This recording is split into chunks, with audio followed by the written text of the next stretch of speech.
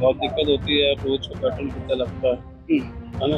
और रोज रोज दाम बढ़ाए जा रहे हैं। पूरा ही बिगड़ जाता है कि अब अपने को तो क्या है, ज्यादा सफर करना पड़ता है। देश में एक बार फिर से बढ़े पेट्रोल और डीजल के दाम। मंगलवार को तेल कंपनियों ने पेट्रोल और डीजल के दामों में 90 पैसे प्रति लीटर तक की बढ़ोतरी कर दी है। इससे पहले भी कीमतें लगातार बढ़ाई जा चुकी हैं। ऐसे में अब सवाल सिर्फ तेल के दामों का नहीं है, बल्कि हर घर के बजट का बन गया है।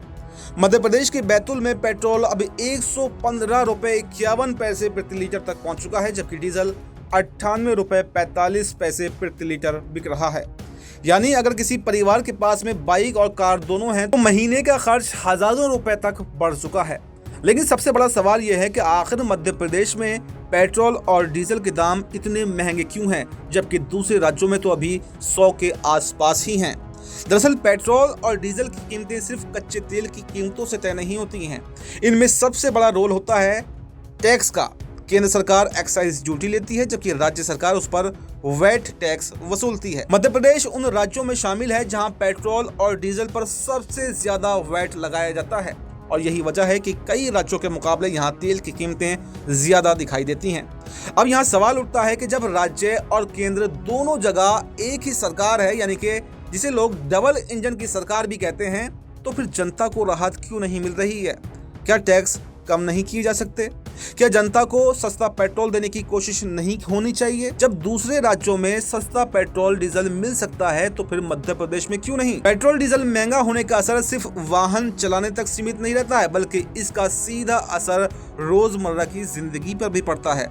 जब डीजल महंगा होता है तो ट्रांसपोर्ट का खर्च बढ़ जाता है। ट्रक, बसें, मालवाहक गाड़ियां, सबका खर्च बढ़ जाता है। और जब ट्रांसपोर्ट महंगा होता है तो सब्जियां, दूध, राशन, फल, गैस सिलेंडर से लेकर निर्माण सामग्री, हर चीज की कीमतें आसमान छूने लगती हैं। यानी पेट्रोल डीजल की कीमत बढ़ने का मतलब है महंगाई का एक नया झटका।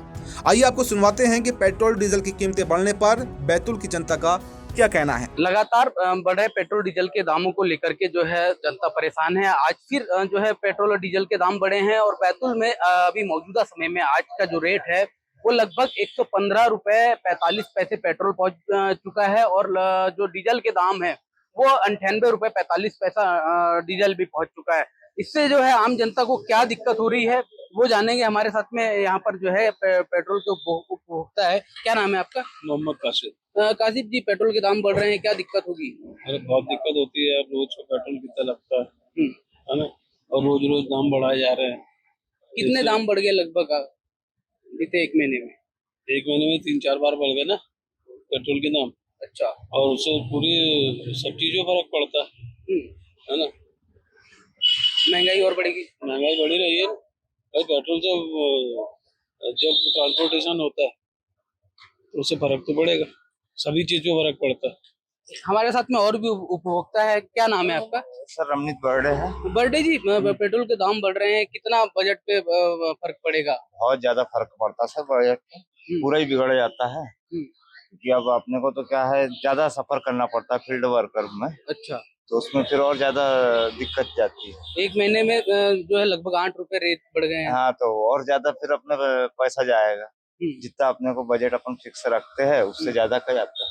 क्या दिक्कत हो करें, रही है। दिक्कत तो होती है सर। अब तो क्या यहाँ करें। यहाँ पर जो है उपभोक्ता पेट्रोल के डीजल के दाम बढ़ने से परेशान है, क्योंकि जो बजट वो उपभोक्ता निकाल के रखता है वो बजट जो है उनका गड़बड़ा रहा है।